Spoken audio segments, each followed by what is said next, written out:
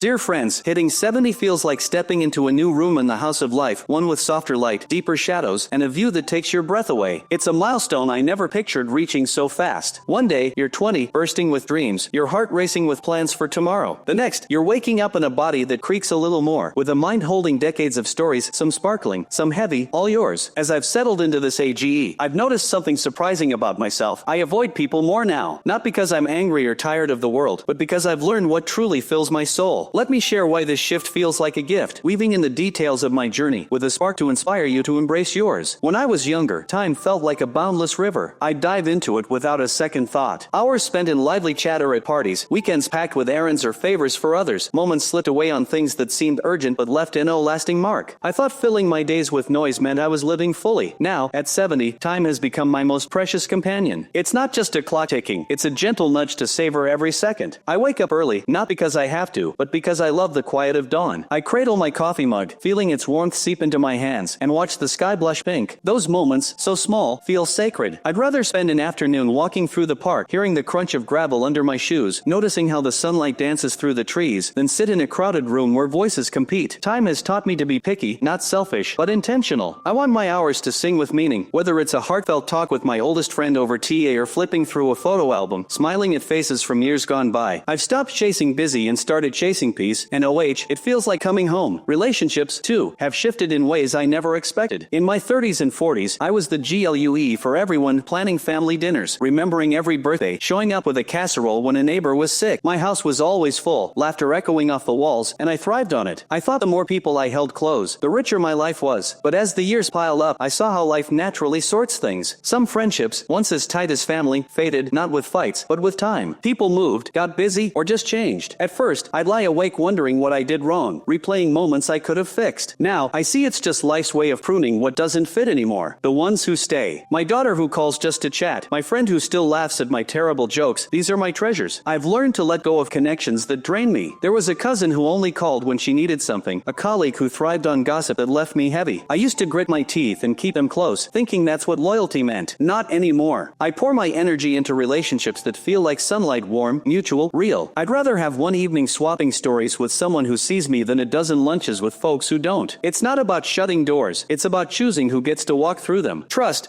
that's a tricky one. When I was young, I handed it out like candy, believing everyone meant well. I'd share my heart with friends, colleagues, even strangers, sure that kindness would come back. Life, though, has a way of teaching you caution. There was a friend I loved like a sister, who turned out to care more about what I could give than who I was. A business deal years ago, where a partner's promises crumbled, cost me more than money, it cost me faith. Even family, sometimes, let me down in ways I still don't fully understand. Those moments left scars, and for a while, I built walls, scared to be hurt again. But at 70, I've found a balance. I'm careful now, not because I'm bitter, but because I respect myself. When someone new comes into my life, a neighbor who waves every morning, a stranger who helps me pick up spilled groceries, I don't leap in with open arms. I watch, I listen, I feel. Do they bring ease or unease? My gut's wiser now, and I trust it. Yet, I haven't locked my heart away. Just last month, a young cashier at the store noticed I was struggling with my bags and carried them to my CR, chatting about her dreams of becoming a nurse. That small kindness reminded me, trust can still grow, like a seedling in spring. It's a dance, stepping forward with hope, stepping back with care, and I'm learning the rhythm. The world itself feels like it's spun faster since I was a girl. I grew up in a neighborhood where front doors stayed unlocked, or would sit on porches swapping stories until fireflies lit up the yard. If someone was sick, soup appeared on their doorstep. Families gathered for Sunday dinners, passing plates, arguing and laughing without a single phone in sight. Now, it's all rush and buzz. People text instead of talk, their eyes glued to screens even when they're together. I see families at restaurants, each lost in their own device, and it tugs at my heart. Don't get me wrong, I'm grateful I can video call my grandkids across the country, see their gap-toothed grins in real time. But there's something cold about a screen compared to a HUG. Something hollow about likes and emojis instead of a handwritten card. And the noise. News screaming from every corner, ads chasing you, everyone competing to be seen. It's exhausting. I miss the simplicity of a world where connection meant looking someone in the eye, not clicking a button. So, I step back. I turn off the TV when it gets too loud, leave my phone in another room for hours. I'd rather sit by my window, watching rain patter on the glass, than scroll through endless updates. It's not that I hate progress, I just love peace more. I crave what's solid, the smell of my garden after a storm, the weight of a good book in my hands, the sound of my own breath in a quiet room. Solitude, now that's been my biggest surprise. In my youth, being alone felt like failure. If I spent a Saturday night by myself, I'd worry I was missing out. That life was happening somewhere else. I'd fill every gap with people, noise, plans, but at 70, solitude is my haven. I've learned it's not loneliness, that's an ache for something missing. Solitude is fullness, a love affair with my own company. Some of my happiest days are spent alone, pottering in my kitchen, stirring a pot of soup while jazz hums in the background, or I'll sit in my armchair, knitting a scarf for my granddaughter, each stitch a tiny prayer for her future. I take long walks, no rush, noticing things I missed when I was younger, the way a leaf curls, the smell of damp earth. In those quiet hours, memories visit me like old friends. I think of my first dance with my husband, his shy smile under the disco lights, or the time my son took his first wobbly steps, giggling as he fell into my arms. Solitude lets me hold those moments close, not with sadness, but with gratitude. It's also where I wrestle with the past mistakes I made, words I wish I'd said. Alone, I'd made peace with them, forgiving myself the way I'd forgive a dear friend. I still love my people fiercely. I light up when my grandkids burst through the door, all noise and hugs, but I don't need a crowd anymore. Solitude has taught me I'm enough, just as I am, and that's a strength I never knew I had. So why do I avoid people now? It's not about turning my back on the world, it's about choosing what lights me up. For years, I was the fixer, the giver, the one who said yes even when my heart whispered no. I'd stay in friendships that felt one-sided, smile through conversations that bored me, keep the peace at my own expense. I wanted to be needed, to be loved, to be good, but life's lessons pile up, don't they? I think of a friend who'd call only to vent, never asking about my day, or family gatherings where drama simmered, leaving me drained for days. Those moments taught me, my energy isn't endless, and I don't OWE it to anyone. Now, I sidestep people who thrive on chaos, who take without giving, who make me feel small. I've walked away from a neighbor who gossiped like it was her job, from a relative who saw my kindness as a blank check. It's not cold, it's clear. My circle is smaller. My sister, who knows my heart by heart, a friend who sends me silly postcards, my kids, who make every visit a gift. These connections aren't just ties, they're lifelines, deep and true. Avoiding others doesn't mean I'm lonely, it means I'm full of peace, full of choice, full of me. If this rings true for you, I bet you felt it too. This pull to simplify, to guard your heart, to live for what matters. Maybe you've skipped a party because you'd rather stay home with a good movie. Maybe you've let a friendship fade, not out of anger, but because it no longer fit. That's not loss, it's wisdom. We've spent decades loving, hurting, hoping, healing. We've earned the right to say, this is my time, and I'll spend it my way. Some folks our AGE still love a big social whirl, and that's beautiful for them. But if you're like me, finding JOY in quieter corners, that's just as right. There's no one-size-fits-all at 70. We're not shrinking, we're shaping a life that feels like OURS. This chapter of life, it's not an ending, it's a beginning, painted with colors we choose. When I was young, I ran toward the future, always chasing more success, more friends, more everything. Now, I stand still and see the beauty right here. It's in the way my cat curls up beside me, purring like a tiny engine. It's in the smell of bread baking, a recipe I learned from my MOM. It's in the letters I write to my grandkids, tucking in stories I hope they'll read one day. I look back on my life, not to dwell, but to marvel. There were days I soared, like when I got my first job and felt unstoppable. There were days I broke, like when I lost my husband and the world went quiet. Each moment, good and hard, wove me into who I am. I'm grateful for it all, the triumphs, the tears, the ordinary Tuesdays that felt like nothing but built everything. But I'm not just looking back, I'm looking forward, too. There's a thrill in knowing I still have time to grow. Last week, I started painting again, smearing colors on canvas with no goal but JOI. I'm planning a trip to see the ocean, to feel salt on my skin and hear waves crash. This AGE isn't about slowing down, it's about speeding up toward what makes us alive. I've let go of others' expectations, no more SHOULDS about how I spend my days. I say no to invites that feel like chores, to grudges that weigh me down, to the voice in my head that says I'm not enough. In their place, I say yes to laughter, to rest, to love. There's courage in this, a fierce kind of freedom. I'm 70, and I'm not afraid to be me, unapologetically, fully, joyfully. Of course, it's not all rosy. There are nights I miss the old days, when my house hummed with voices, when my body didn't ache, when the world felt simpler. I think of friends I've lost to time, to distance, to life's END, and my heart twinges. But even in those moments, I find strength. I've carried so much, and I'm still here, still smiling, still curious. Gratitude anchors me for the love I've known, the lessons I've learned, the fact that I woke up today with a chance to try again. So here's my truth at 70. Avoiding people isn't about hiding, it's about shining. It's choosing peace over chaos, depth over noise, me over duty. I found JOY in the small, a bird's song, a warm sweater, a memory that makes me laugh out loud. I found strength in solitude, love in my chosen few, purpose in living true. If you're walking this path, feeling this shift, know you're not alone. You're not fading, you're blooming, crafting a life that's yours alone. Let's embrace it, every quiet, glorious moment. What will you do today to make your heart sing? I'm rooting for you. Friends, here's to US, thriving at 70, living boldly, loving deeply, and savoring every step.